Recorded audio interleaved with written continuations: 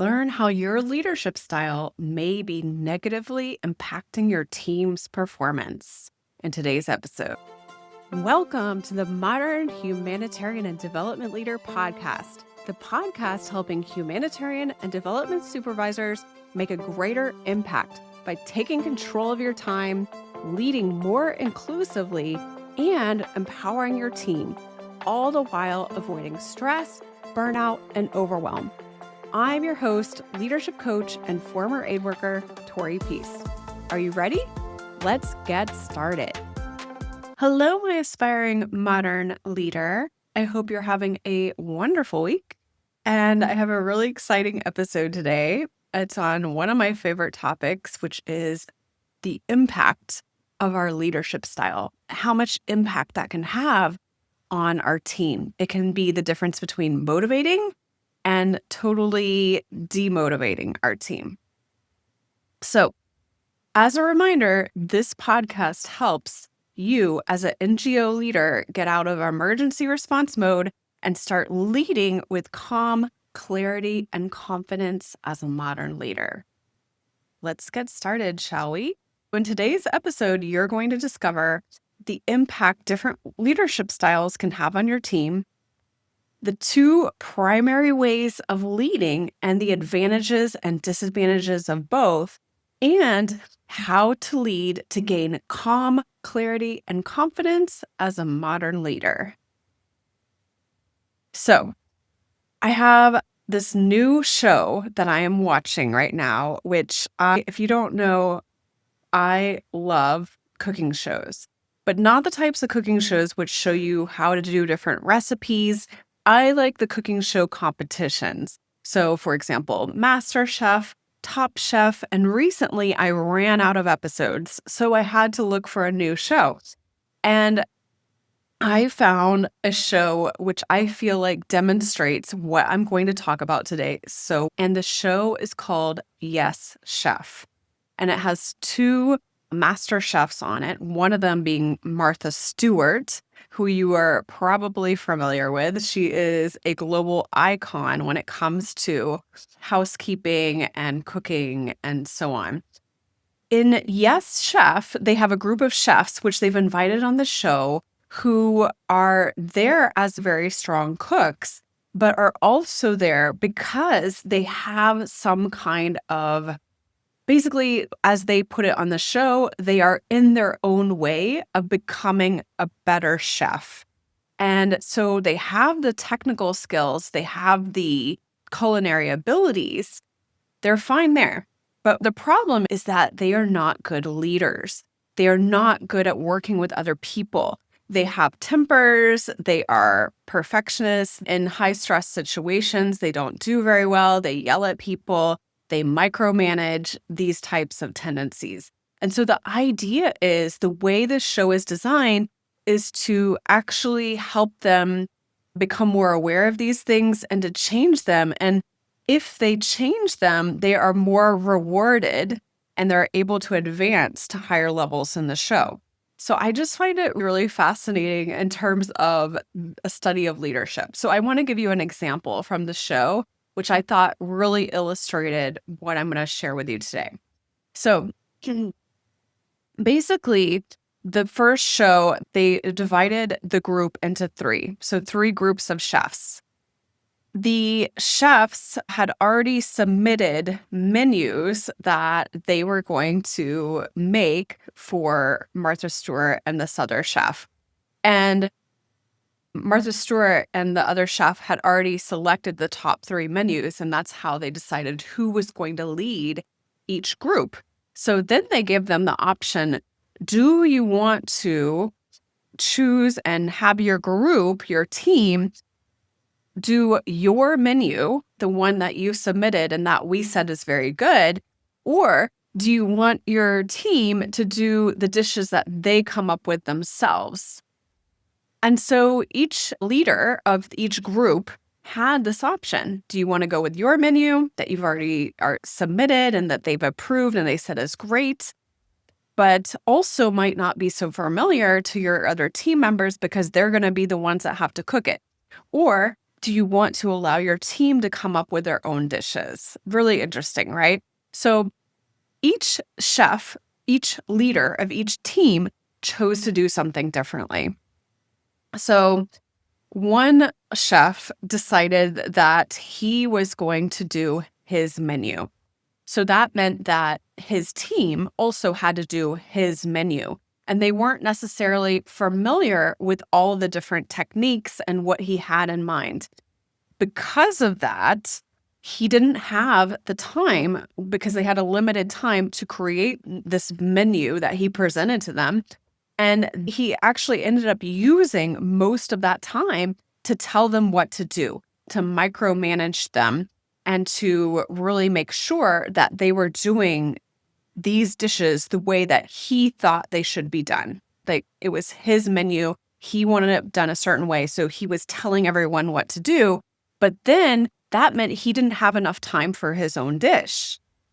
So because of that, he ended up losing. He actually ended up on the bottom because his dish didn't turn out so well. And neither did any of the team that he was micromanaging. None of the dishes turned out very well. It was his vision, but they didn't know how to do it. They didn't have the skills. And so they just ultimately they failed. The second leader chose for the team to come up with their own dishes. So rather than saying, you need to do my menu, they said, come up with your own dishes. And what happened there is this leader totally did the opposite approach, right? Instead of micromanaging, they gave their team total independence. They allowed them to just do whatever they wanted. They said, I trust you. You all are master chefs. Just do your dishes, right? And so what happened with that, and Martha Stewart had a wonderful quote, which she said, avoiding micromanaging doesn't mean disappearing. And so what happened was this leader was so hands off and didn't give any guidance to the team or didn't help them and see if they needed help that one person ended up struggling with her dish. Even though it was her dish, her vision of that dish wasn't really working out the way she had wanted it. And she didn't ask for help. And so because the leader didn't check in and make sure everyone was on track, that dish failed. And so ultimately the team failed because of it. So it was like the opposite of micromanaging, full independence, which actually ended up being too much. And so they also failed as a team. The third leader chose to allow their team to make whatever dishes they wanted, right? So like the second one. But in this case, this person actually did check in with their team and make sure that they were on track, that they all had a common vision, and that if they needed help, they could go to this person for help. And they ended up being the one that won. And so it wasn't this all or nothing approach to leadership that actually ended up being effective. It was a balance, allowing the team to do their own things, but also stepping in and checking in with them to see if they needed support. And also that they were all making sure they were all aligned with a common vision. I found this such a great example of leadership in general and how it's very important to have this kind of a balanced way of leading as the modern leader does, right? There's no one right way of leading all the time. We should never be using one leadership style all of the time. It just doesn't work. It's just not effective. And it's actually better to have a variety of ways of leading, a balance between different styles. But what I find is, and what may be true for you, is that you might tend to use one style more than the other, right? You might be a little bit more of a micromanager, or you might be more of a hands-off person.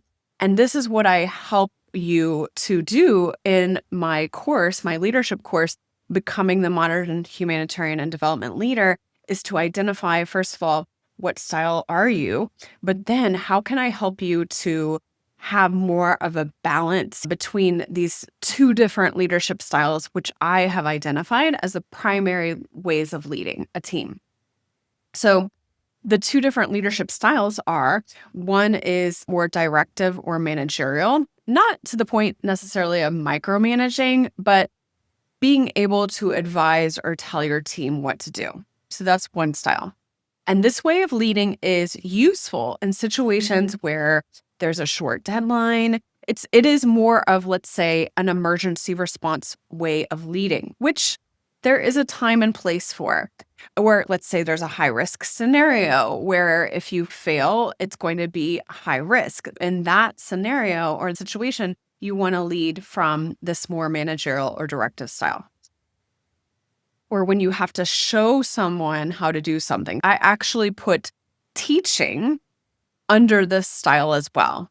Like teaching would be essentially telling someone what to do for the first time. Hopefully, the second time, you don't have to tell them what to do. Maybe they can just show you, but teaching is a part of that style. So, the advantage of that style, this more directive or managerial way of leading, is that you are able to get things done more quickly, that you are able to do things in a way that you think is the right way or the way things should be done. But the disadvantage of that style is that it's not as motivating a lot of times for people to be told what to do, especially if they're at a certain experience level. And like we saw in the chef example, sometimes it ends up failing completely because even though you tell me what to do, I still might not have your same skill set. And so I might not be able to do it in the same way. And maybe my solution or my way would be different from yours. And I would feel more comfortable doing it my way, but you're telling me to do it your way. So that is one side, which is a more results focused oriented type of leadership. The second way, which I encourage you to adopt as a modern leader, is to become more people centered in your approach to leadership. So, this way of leading is helpful in situations where your team has the knowledge or the experience. They know what to do, or they are closer to the problem. So, they're better placed to give ideas on how to solve it.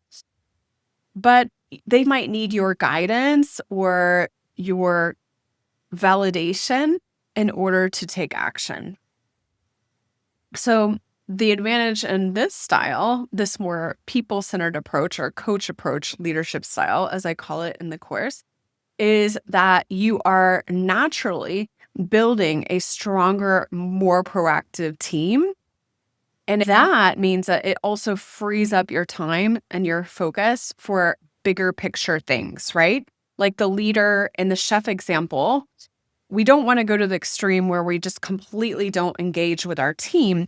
The coach approach is a style where we are checking in with the team to make sure that they have support they need to move forward and that it aligns with the vision of the team, but you are also not telling them what to do or directing. So that means that because you don't have to spend your time micromanaging or spend your time telling your team what to do, you have time to focus on your own dish, right?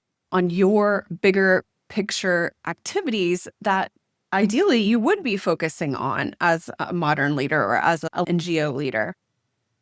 So that's the difference, right? Like I said, I think that there's no one right way of leading all the time. But what I find is that you might have a tendency to use more of the one style versus the other. And it's how do you find this balance between the two? And I find that for a modern NGO leader, it's better to try to move toward this more people focused leadership style, which will benefit you and benefit your team, than to go more toward the directive or the style you would use in an emergency response situation. So, once again, as a modern leader, you understand how to balance both styles and you allow your team the independence to do things their way, but you also check in and make sure that they are aligned with the bigger vision of the team. And if they need support, you provide it. And step in with your managerial hat. You have to put on your managerial hat when you need to make a quick decision or tell them what to do or just move forward. So, what is your default leadership style? Do you know? Which of these two styles do you think you use more than the other? And if you have not yet, the way you can determine that is by taking my leadership style quiz, which is in the show notes. You can find in the show notes the link to the quiz, aidforaidworkers.com/quiz. And by taking that quiz, it will help you determine, are you more of a directive or managerial style leader, or are you more of a people-centered or coach approach style leader? And you can think about how might you balance this more. All right. So have a great week. And until next week, keep evolving. Bye for now. Are you the type of leader that tells others what to do? Or do you let them figure it out for themselves? Understanding your leadership style is the first step to deciding what's working for you and what's not. To find out your leadership style, take my free quiz, What is Your Leadership Style? You'll immediately find out your default style, how it may be impacting your team, and a few practical ways to become an even better leader. Just click on the link in the show notes, www.aidforaidworkers.com/quiz, fill out your quiz, and click submit. So what are you waiting for? Go to www.aidforaidworkers.com/quiz and discover your leadership style now. Your team will thank you for it.